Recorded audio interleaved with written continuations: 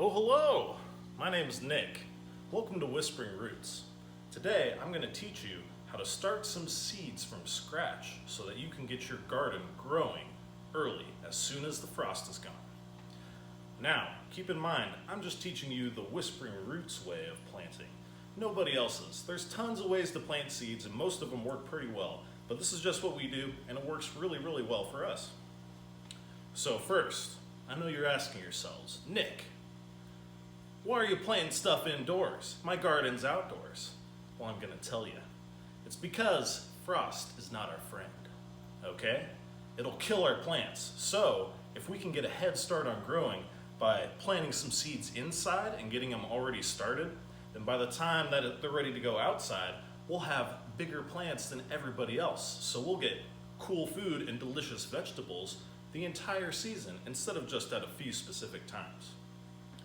So the first thing we're going to do is talk about all of the items that we're going to need to complete this mission. First, we have a bucket full of soil. You can just use any potting mix as long as it's, pretty good quality. We have one of our little scooper boys to help us get this soil to where we need it. We have our friend, the sprayer. He works really well. We're going to be planting our seeds in these 72 cell trays. If you count all of them, which I'm not going to, there should be 72 of them in one of these rectangles. Underneath, whoa, there's this cool reservoir which is going to hold our water so we don't have to water the plants. And then, after we finish planting, we're going to put one of these clear plastic humidomes over the top to keep our friends nice and moist and able to sprout. We're also going to need a watering can to put some water into our reservoir after we finish planting them. We're going to need tape and a marker so we can label what we're doing and when we planted it, so we can look at it and see, oh, this took so many days to plant. This is going to be great. And last but not least, you got to have your seeds. Today, we're going to be growing some eggplants because we like eggplants. Now remember, just because we have these fancy things that you can get at garden stores and you don't, doesn't mean you can't start some seeds. You can use anything like an old milk carton with the top cut off, or even some Tupperware containers. Just ask your mom first. So we're gonna jump right in. First, we're gonna use this Scoopy Boy to grab a big old mound of dirt and just kind of dump it in the middle of our 72 cell tray. We're gonna repeat that a few times.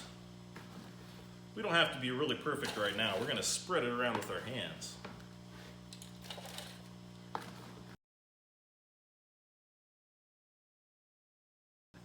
So after we have our dirt on there, you're going to take your hand and gently spread it into all of the holes in the tray.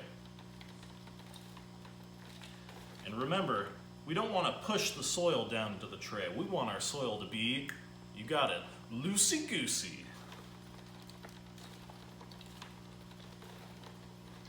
So after it's nice and spread out, make sure to fill around the edges. Here, we're going to do a swap out. I'm really good at this. So our 72 cell tray is completely full of dirt. It's even, it's not packed down, and I think it's going to be a good home for our seeds to live.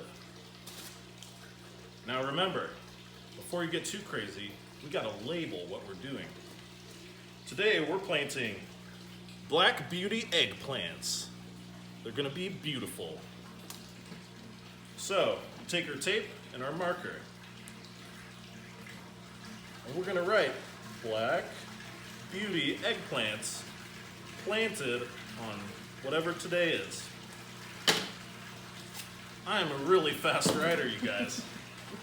We're going to label our 72 cell tray so we know what we just planted. Because sometimes when things sprout, they look kind of similar. All right, now let's get into planting. Remember, you need to have clean, dry hands for this part because you don't want your seeds getting wet. Look at these little guys. They're beautiful. It's time to give them a home. Now, before you plant, make sure you read the back of your seed packet because each one of these says exactly how and where to plant these seeds.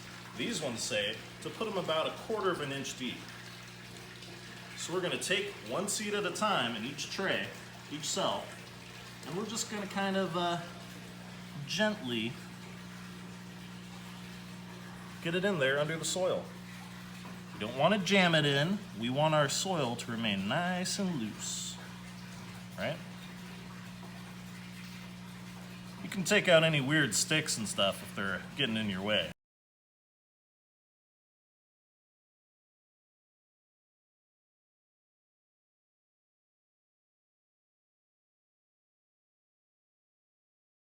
All right, now that all of our seeds have a nice little home in our beautiful soil, we're gonna bring over our other friend to the party.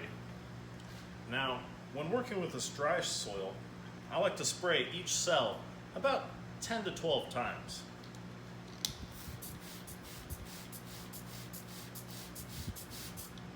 You really want to make sure that after you spray, the soil is very well saturated.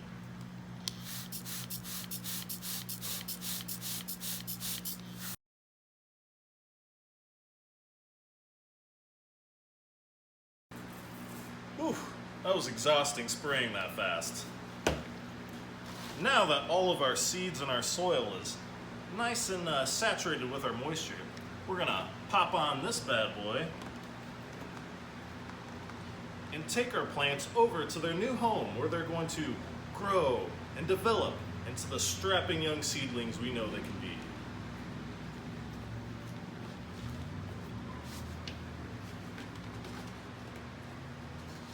Perfect.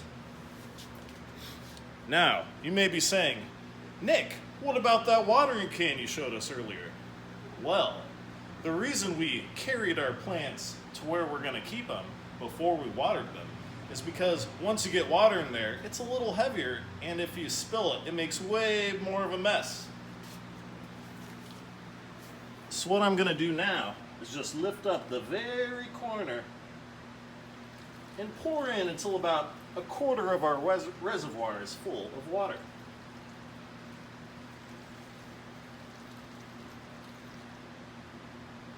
Perfect. Now you might be saying, Nick, I don't have those fancy dancy grow lights that you do. Well, that's okay. As long as you have a nice south-facing window that's in a pretty warm spot, your seedlings should turn out just all right. Now, let's fast forward in time. These are some eggplants that we planted about 10 days ago. Now, eggplants in general take between 10 and 21 days to start actually germinating and sprouting like these little guys. So they're already doing great. They still have another week and a half before, we'll really see how many of them grew. But look at all these little guys. They're adorable. Look at all of them. It's gorgeous. So, once our eggplant plants get a little bit bigger, we'll be able to transplant them into our gardens outside so they can grow for the rest of the season. Now, there's many other plants that you can also grow, start inside, and then transplant into your gardens. There's things like broccoli, cauliflower, onions, okra, peppers, Brussels sprouts, kale, lettuce, sweet potatoes, tomatoes. And then there's more plants that you can also grow inside and transplant, but you have to be kind of careful because their roots are a little delicate. Those are things like celery, chard, cucumbers, peas, melons, pumpkins, spinach, and squash. And then there's about 4 plants that you really kind of want to wait until after all the frosts are done, because they're very delicate and they don't like being touched, just like me. Those are beans, beets, carrots, and corn. You just want to wait to put those in the ground. Well, that's all for today. Now you guys are master growers, and I believe that your gardens are going to be fantastic. But since my work is done, I'm just going to feed our fish over here.